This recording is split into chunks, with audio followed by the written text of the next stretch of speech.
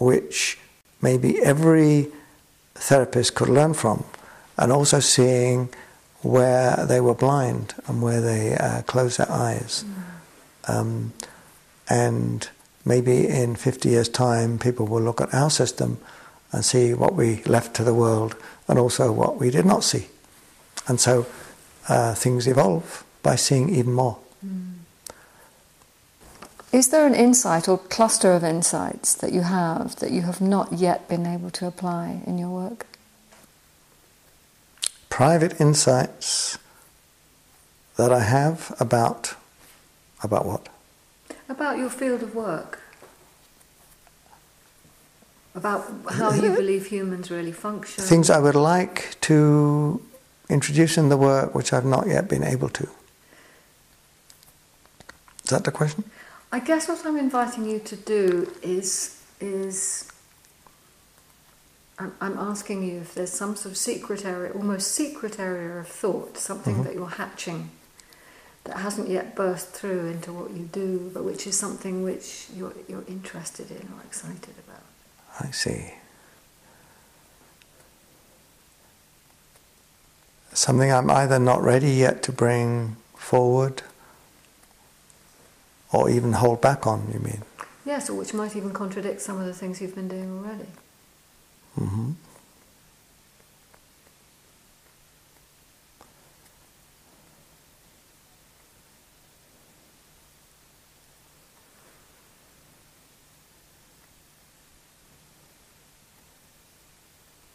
I can't think of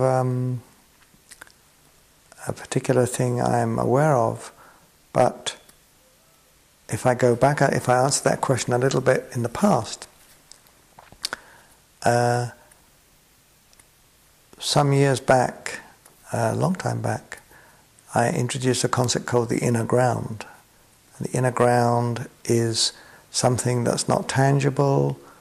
It's not inner in the somatic sense. It's inner in the existential sense. The inner ground was the opposite of the outer ground. And the outer ground is the body and expressed feelings and breathing and all those things. And the inner ground was related to almost the right to be. It was an existential ground. And that takes us into the whole area of spirituality and who we are beyond the body. And in my background, certainly as a teacher of others, I was rather shy of this area. And I thought, well, if I start to talk about this, people will think I'm a kind of esoteric person, or I've gone on a religious trip or something like that. I was very shy about this. And gradually found more ways to trust myself, how I would teach that in groups. And Sylvia, my partner, is much less shy than I am there. She's much more confident and has, in a way, brought that aspect of the work much more strongly forwards. And therefore, in spite of that, I still have a certain shyness around not working with people at that level, but at talking about that level of work. It's much easier for me to talk about the body and breathing and emotions than to talk about who we are before we're born and who we are after we're died. I invite you to talk about it now.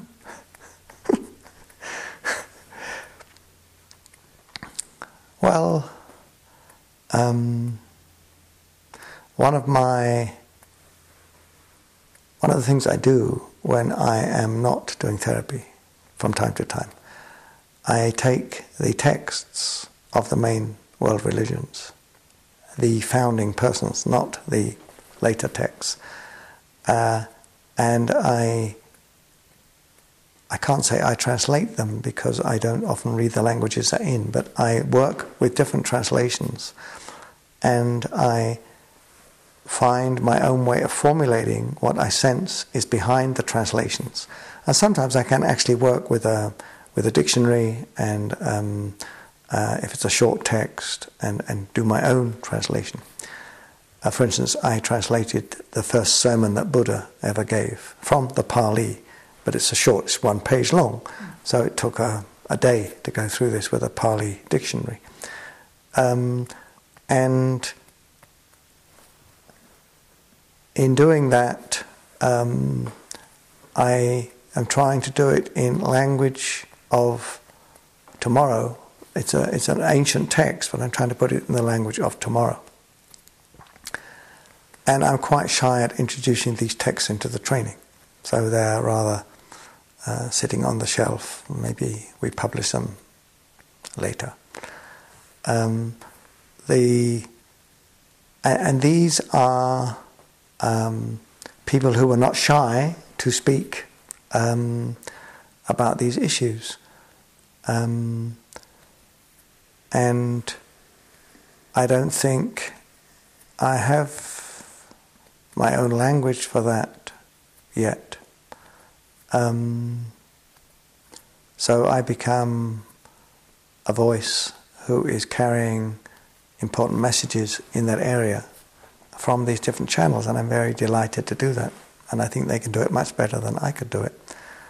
But in the therapeutic work, we're not talking at that level usually, but we are contacting a part of the person that is not definable in terms of not reducible only to somatic existence. And that brings up very big philosophical questions, not just religious ones, philosophical ones, about consciousness and the body and whether you can reduce one to the other. And there I have done a lot of work and thought, ideas, getting clear in which tradition I see myself as standing. But in a way I'm more philosophically secure than I am in speaking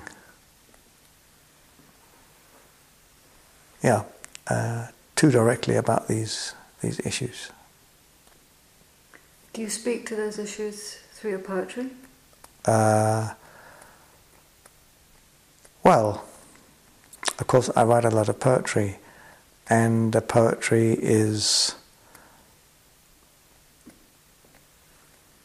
written primarily to help me digest important experiences and to record them, so it's part of my history, but it's not my physical history. Well, it's both, because it's all things that happened in my life, but it's trying to find meanings to what happened in my life. And the process of finding meaning is ultimately a spiritual process. And some people who we train do that in writing, some people do it in painting, some people do it just in reflecting what their life means, and some people do it in the therapeutic work directly, dealing with how to create value out of what on the face of it could look like meaninglessness.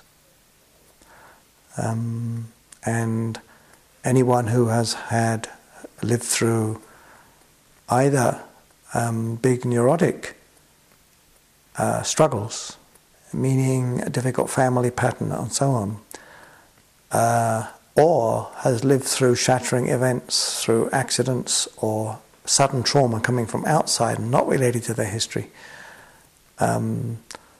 is dealing with patterns of meaninglessness. Why did my mother never love me? Would be a typical family script question. And why did that bomb fall on my house and not another house? Would be a traumatic event. And both are shattering. One is chronically shattering and one is acutely shattering. But both will tend to create images, ideas, thoughts of meaninglessness. And the spiritual part of the therapeutic journey is, how can I keep a connection to value in spite of events which seem to be